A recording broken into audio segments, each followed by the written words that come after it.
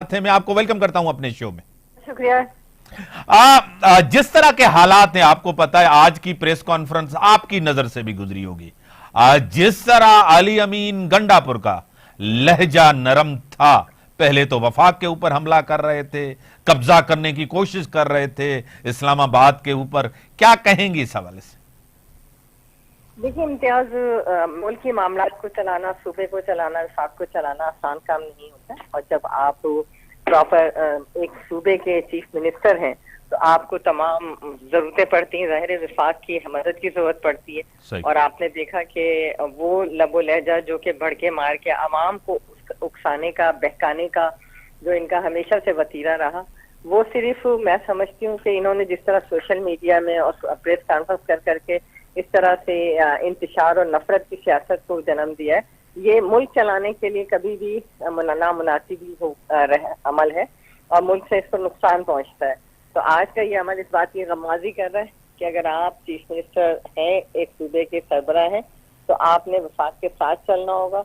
और वो लबो लहजा, वो जो आपने फिल्में देख देख कर या पंजाबी फिल्मों से बहुत मुतासिर है कुछ अदाकारों से, तो शायद उनसे ज्यादा मुतासर होकर वो आवाम को इस तरह से उनके जज्बात से खेलते हैं।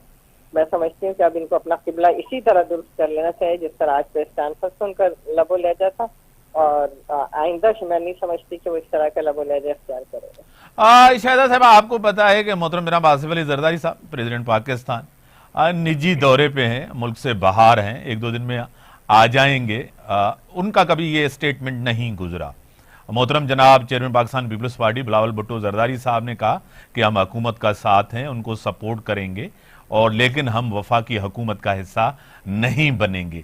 जब कल आपसी नजरों से यूसुफ रजा गिलानी साहब, सेनेट के चेयरमैन है, एक्टिंग प्रेसिडेंट है, उन्होंने कहा है कि वफाकी हुकूमत में शमूलियत के हवाले से नून लीग से बातचीत चल रही है, क्या कहेंगी? देखिए अभी इसमें कोई हतमी फैसला नहीं हुआ है। बिल्कुल सदर जरदारी साहब हों या चेयरमैन बिलावल भुट्टो जरदारी साहब हो, पीपल्स पार्टी की क़यादत ने कभी भी मुल्क के खिलाफ कोई स्टेटमेंट नहीं दिया। हमेशा कोशिश की है कि अब इन हालात में, जबकि हमें पॉलिटिकल बहरानों का, मुआशी बहरानों का सामना है और पाकिस्तान अपने तारीख के नाजुक तरीन दौर से तकरीबन गुजर रहा है माशी तौर पर, और आपने देखा कि जब हमने पॉलिटिकल जमातों ने सिर्फ पाकिस्तान के लिए, पाकिस्तान की सलामती के लिए यूनाइट हुए, और जो जमहूरियत का तकाजा है कि आपको ठीक है, इलेक्शन में हमारी अपनी आइडियोलॉजी डिफरेंट होती है, हम अपनी अपनी आइडियोलॉजीज के साथ आते हैं, एक दूसरे के मुखालिफ होते हैं, लेकिन जब इलेक्शन होता है तो तमाम पार्टी को चाहिए कि हर एक के मैंडेट का एहतराम करते हुए पाकिस्तान के लिए हमें एक होना होगा, और यही वो पार्लियामान है जहाँ पे बैठ के फैसले करने होंगे। आपने जिस तरह कहा कि जनाब यूसुफ गिलानी का स्टेटमेंट है, देखें बात ये कि ये ना तो तनहा यूसुफ गिलानी साहब फैसला कर सकते हैं, ना इसमें सीईसी का इजलास होता है, जिसमें पहले भी आपको याद होगा कि सीईसी का इजलास हुआ था जिसमें तमाम सूबों की डिविजनल सतह की नुमाइंदगी होती है। वहाँ ये बैठ के इत्तेफाकी राय से फैसले होते हैं कि हमें कैबिनेट में बैठना है या नहीं। तो पहले भी हमने अगर ना बैठने का फैसला हुआ था तो सीईसी के इजलास में हुआ था, जिसे चेयरमैन साहब ने एग्री किया था, और उसके बाद हम नहीं बैठे। तो अगर इस तरह की कोई बात होगी या ज़ेरे गौर होगी तो उसके लिए फिर इजलास होंगे और पार्टी को एतमाद में लिया जाएगा, उसके बाद बात।